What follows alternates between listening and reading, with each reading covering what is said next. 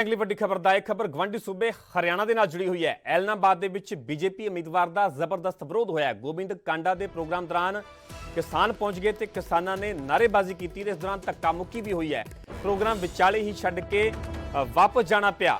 ऐलनाबाद जिमनी चोण दे दरअसल बीजेपी उम्मीदवार ने गोबिंद कांडा उन्होंने उम्मीदवार ऐलानिया गया इस जिमनी चोण दे लई ते जदों वो इस हलके दे विच पहुंचे तो इस दौरान किसानों के वालों जबरदस्त विरोध किया गया तो प्रोग्राम विचाले छड्ड के ही गोबिंद कांडा नूं उत्थों वापस जाना पिया। तुहानूं तस्वीरां विखा रहे हैं ऐलनाबाद दियां जिथे कि जबरदस्त विरोध का सामना करना पिया जिमनी चोण दे बीजेपी के जिमनी चोण के उम्मीदवार गोबिंद कांडा नूं।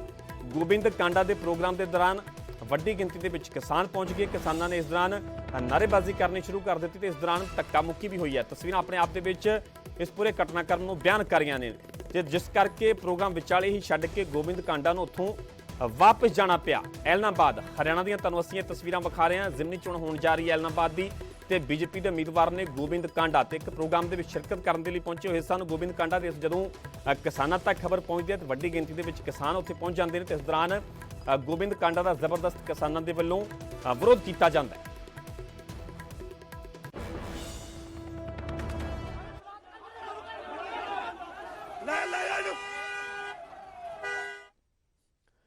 गल करांगे फाजिलका दी। फाजिलका दे विच विधायक दविंदर सिंह घुबाया दा विरोध होया। किसानां ते आम लोकां ने विकास दे मुद्दिआं नूं लै के विधायक घुबाया नूं घेरिया। विधायक घुबाया तो लोकां ने किहड़े सवाल पुछे ते घुबाया दे वल्लों की जवाब दित्ते गए, ये रिपोर्ट वेखो।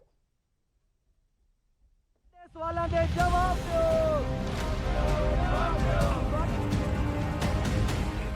लोकां दे गुस्से दा शिकार विधायक दविंदर घुबाया नूं तिखे सवाल।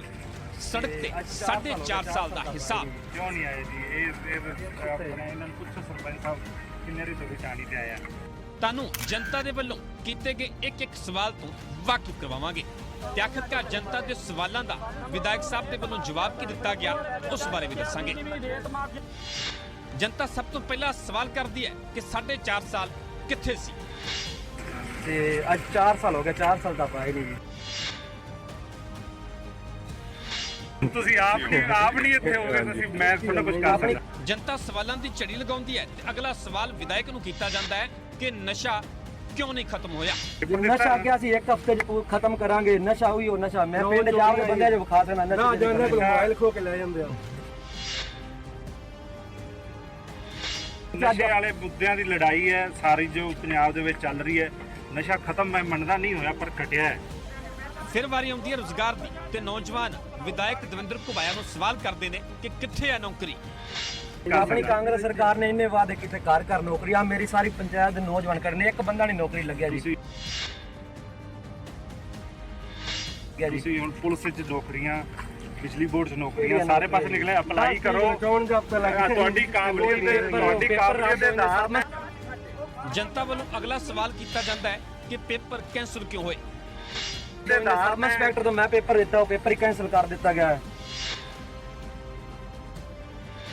वो दोबारा हो जाएगा जो कैंसिल होए। फिर जनता का अगला सवाल आता है कि पेपर कैंसिल कौन करता है। चोण जाबता लग जाना चोण जाबता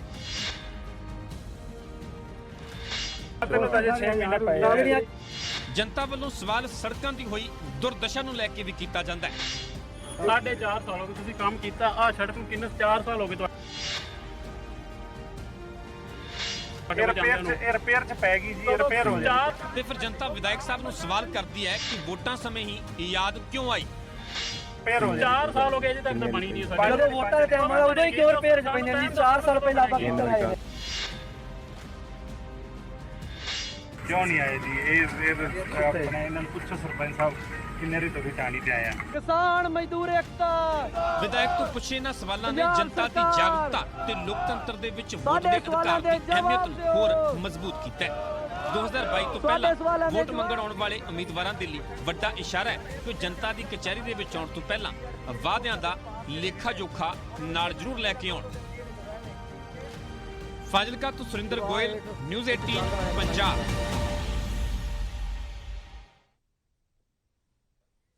रुख करते हैं अगली खबर का। एक खबर ਸਿੰਘੂ बॉर्डर के नाल जुड़ी हुई है। ਸਿੰਘੂ बॉर्डर के रस्ता खोलने की मंग तेज होने लगी है। इसी मंग नूं लैके स्थानक लोगों ने हरियाणा के सीएम ਮਨੋਹਰ ਲਾਲ ਦੇ ਨਾਲ ਮੁਲਾਕਾਤ ਕੀਤੀ ਤੇ ਕਿਸਾਨ ਅੰਦੋਲਨ ਦੇ ਕਾਰਨ ਬੰਦ ਰਸਤਾ ਖਲਵਾਉਣ ਦੀ ਮੰਗ ਕੀਤੀ ਗਈ। ਜ਼ਿਕਰਯੋਗ ਹੈ ਕਿ ਇਹ ਮਾਮਲਾ ਸੁਪਰੀਮ ਕੋਰਟ ਦੇ ਵਿੱਚ ਵੀ ਚੱਲ ਰਿਹਾ ਹੈ। ਪਿਛਲੀ ਸੁਣਵਾਈ ਦੇ ਵਿੱਚ ਕੋਰਟ ਨੇ ਕਿਸਾਨ ਜਥੇਬੰਦੀਆਂ ਨੂੰ ਨੋਟਿਸ ਜਾਰੀ ਕੀਤਾ ਸੀ ਤੇ ਮਾਮਲੇ ਦੇ ਵਿੱਚ ਜਥੇਬੰਦੀਆਂ ਨੂੰ ਪਾਰਟੀ ਬਣਾਉਣ ਦੇ ਲਈ ਨੋਟਿਸ ਜਾਰੀ ਕੀਤਾ ਗਿਆ ਸੀ।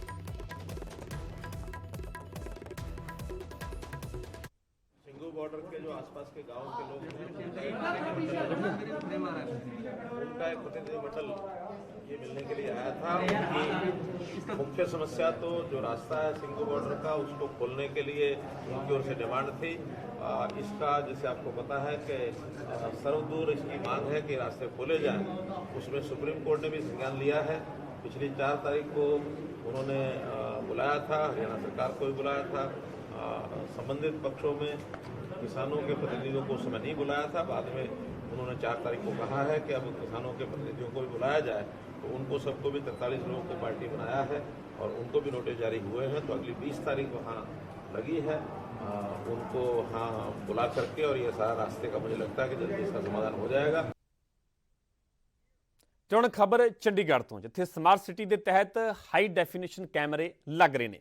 ਅਧਿਕਾਰੀਆਂ ਦੇ ਮੁਤਾਬਿਕ ਸ਼ਹਿਰ ਦੇ ਵਿੱਚ 2000 ਦੇ ਕਰੀਬ ਕੈਮਰੇ ਲਗਾਏ ਜਾਣਗੇ ਜੋ 1 ਜਨਵਰੀ ਤੋਂ ਕੰਮ ਕਰਨਾ ਸ਼ੁਰੂ ਕਰ ਦੇਣਗੇ। ਇਹਨਾਂ ਕੈਮਰਿਆਂ ਦੇ ਵਿੱਚ ਸ਼ਹਿਰ ਦੀ ਹਰ ਗਤੀਵਿਧੀ ਕੈਦ ਹੋਵੇਗੀ ਤੇ ਲੋਕਾਂ ਨੂੰ ਬਿਨਾਂ ਕਾਰਨ ਡਰਨ ਦੀ ਲੋੜ ਨਹੀਂ ਹੈ। ਟ੍ਰੈਫਿਕ ਨਿਯਮਾਂ ਦੀ ਉਲੰਘਣਾ ਕਰਨ ਵਾਲਿਆਂ ਦਾ ਚਲਾਨ ਘਰ ਪਹੁੰਚੇਗਾ ਤੇ ਹਰ ਸ਼ੱਕੀ ਵਿਅਕਤੀ ਵੀ ਕੈਮਰੇ ਦੇ ਵਿੱਚ ਕੈਦ ਹੋਵੇਗਾ।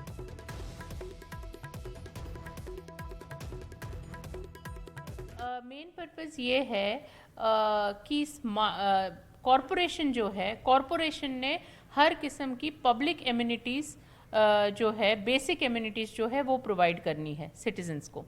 लेकिन उन सर्विसेज को कितना ज़्यादा इफ़ेक्टिव किया जा सकता है और टेक्नोलॉजी की बहुत ज़्यादा इंटरवेंशन से हम सिस्टम्स को इम्प्रूव कैसे कर सकते हैं, उस तरह के काम हम स्मार्ट सिटी की तरफ से करते हैं। बेसिक सिस्टम्स तो कॉरपोरेशन ने इन प्लेस कर दिए हैं।